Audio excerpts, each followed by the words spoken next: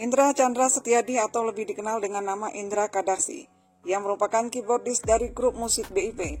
Sebelumnya, ia pernah menjadi keyboardis Slank, Bunglon, dan beberapa proyek musik lainnya.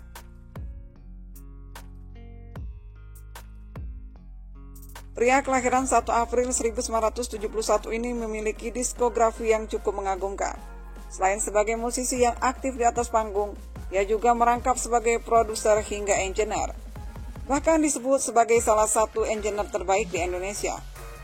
Mulai dari soundtrack film, jingle beberapa band hingga banyak musisi ternama yang mempercayakan karyanya diproduksi oleh Indra Kadarsi.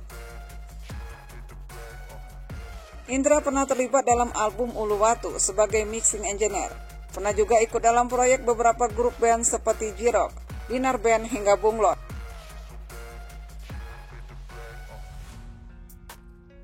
Mengawali karir sebagai keyboardis Slank, karena kerap latihan dan ngumpul di studio sewaan milik Bim Bim. Rupanya Bim Bim tertarik dengan kepiawaian Indra bermain keyboard.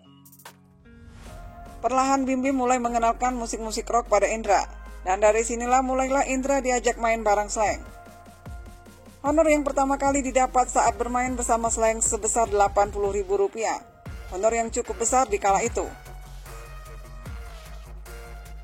Di tahun 1988, Indra secara resmi menjadi keyboardis Slank. Masuknya Indra menjadi formasi ke-13 dalam tubuh Slank. Selama bergabung dengan Slank, Indra terlibat dalam 5 album. Namun setelah penggarapan album minoritas di tahun 1995, Indra bersama Pai dan Bongki dikeluarkan dari Slank. Sehingga dalam penggarapan album selanjutnya di tahun 1996, mereka tidak dilibatkan lagi. Selepas dari Slank, kehidupan Indra mulai tak karuan. Ia kecanduan obat-obat terlarang semakin parah. Sebenarnya ia mulai mengenal narkoba ketika sering ngumpul di potlot. Semua anak-anak potlot kebanyakan adalah pemakai, termasuk Indra Kadarsi.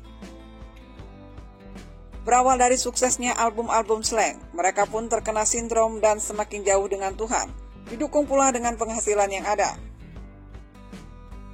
Hingga suatu hari, ada masalah sensitif yang ironisnya masalah tersebut jadi membesar. Dan mereka jadi ribut karena masing-masing memang sudah jadi pribadi hipersensitif akibat drugs tadi.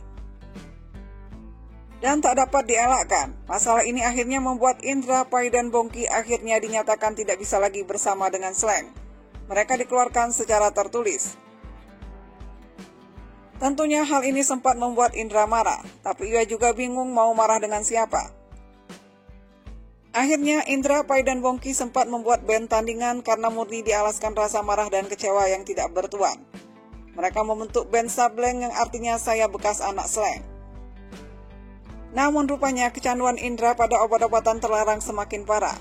Ia semakin terpuruk. Ditambah lagi dengan band tandingan yang ia bentuk juga tidak efektif, otomatis penghasilan pun berkurang. Akhirnya semua alat-alat studio yang Indra kumpulkan satu persatu habis dijual untuk menutupi kebutuhan drugsnya.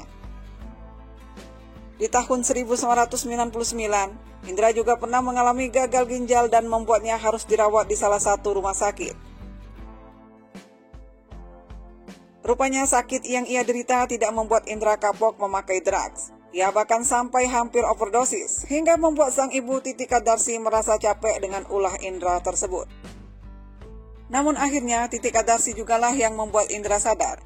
Indra teringat akan perkataan ibundanya. Kalau kamu gini terus, masuk rumah sakit terus, mama kayaknya nggak bisa biayain lagi. Mama nantinya jual rumah saja, dan kita tinggal di bawah pohon saja, ungkap Titi Kadarsi. Perkataan sang ibundanya lah yang akhirnya membuat Indra sadar untuk berhenti menggunakan narkoba. Indra mulai memperbaiki diri dan beribadah sholat. Ia sadar akan kehadiran Tuhan yang Maha Kuasa. Hingga akhirnya di tahun 2000, Pai dan Bongki mencari Indra. Keduanya juga baru recover dari drugs. Pai mengajak Indra untuk membentuk band baru dengan mencari vokalis dan drummer.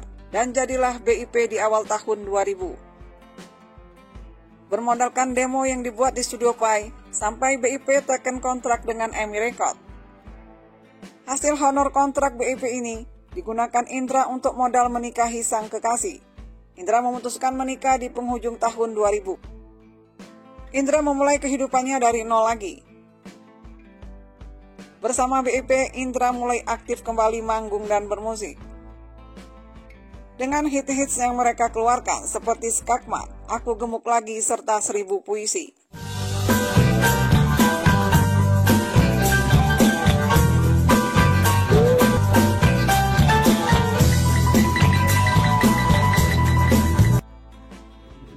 Selama berkarya, BIP telah merilis 6 album studio dan 1 album kompilasi.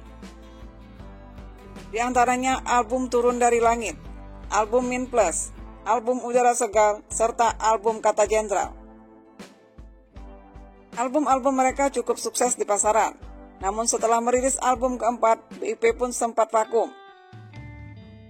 Saat BIP vakum, Indra beralih menjadi sound engineering di studio hijau milik Anang Hermansyah.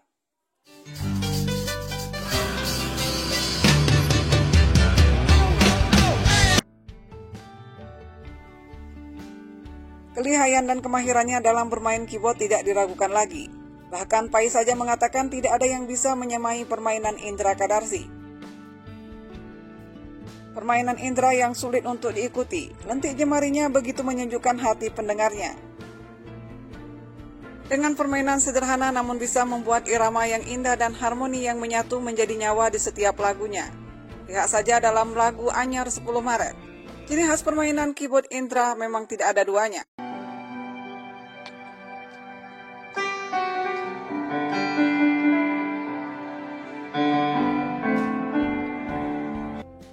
Begitu juga dalam lagu lainnya, seperti lagu Skakmat, Korslet, dan Aku Gemuk Lagi. Alunan touch keyboard Indra sangat lengkap mengiringi personil lainnya. Kesibukan Indra menjadi player dan juga produser, rupanya tidak menghalangi dirinya untuk membuat bahkan mengubah suatu karya. Dengan latar belakang pendidikan fisika yang Indra miliki, ia mengulik lebih lanjut sinergi antara musik dan fisika, hingga akhirnya menciptakan karya bernama Oxytron yang diklaim sebagai musik multifungsi.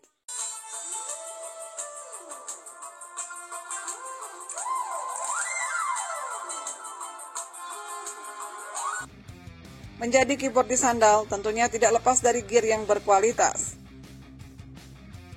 Dengan prestasi yang ia raih dan banyaknya penghargaan yang ia dapatkan, tentunya kita bertanya dari mana Indra mendapatkan skill bermain keyboard yang cukup mahir. Ternyata Indra tak punya guru khusus, ia belajar secara otodidak. Pengalamanlah yang mengajarkannya bermusik, baik di depan maupun di belakang layar. Kesuksesannya di bidang musik, eksperimen yang hingga kini masih ia lakukan, hingga penguasaan segala genre musik membuat Indra Kadarsi pantas diberi gelar Einstein-nya musisi Indonesia. Bahkan ada suatu kejadian di tahun 2005, ketika itu Kotak Band mau merilis album perdana mereka, dan rencananya akan di-mixing di Don Batley Studio Australia. Setelah sampai di Australia, orang Don Batley Studio malah berkata seperti ini, "Ngapain jauh-jauh mixing mastering ke sini? Di Indonesia kan ada Indra Kadarsi." Akhirnya album Kotak pun di-mixing oleh Don Batley dan Indra Kadarsi. Jadi sampai sini menunjukkan bahwa kualitas Indra Kadarsi memang benar-benar sudah diakui.